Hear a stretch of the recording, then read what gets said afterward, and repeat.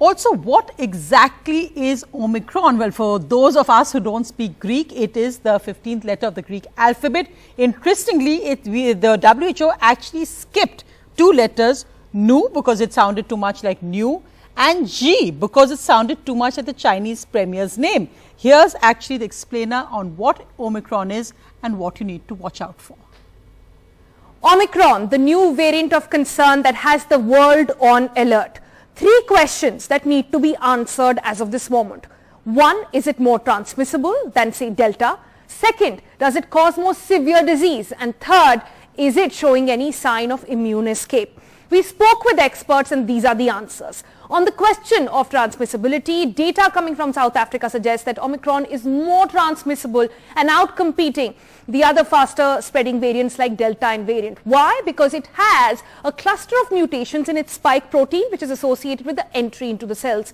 More efficient entry means more and increased transmissibility. Let's get to the second question then, the all important of how severe the disease will be. Too early to say what really this variant will mean, but the South African doctor who actually treated several patients with Omicron and alerted the authorities about this in the first go talks about the symptoms being unusual but mild. She goes on to say there is no loss of smell, no loss of taste as well, and no major drop in oxygen levels with Omicron. So far, it is seen affecting people who are 40 or younger.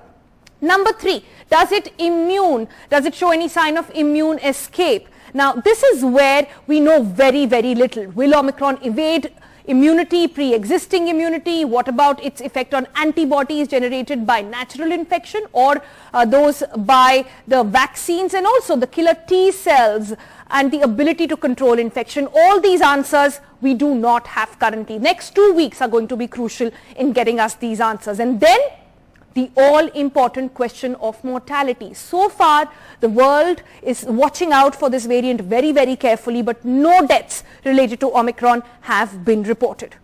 Also interesting is the name of the variant itself. The WHO has been naming coronavirus variants after Greek alphabets, but in this case, they skipped 2 letters, nu and G. Experts say this is because the alphabets were a little confusing. Nu was confused or could have been confused with the English word new, and Xi has been avoided so that the name is not misconstrued as a reference to the Chinese Premier Xi Jinping.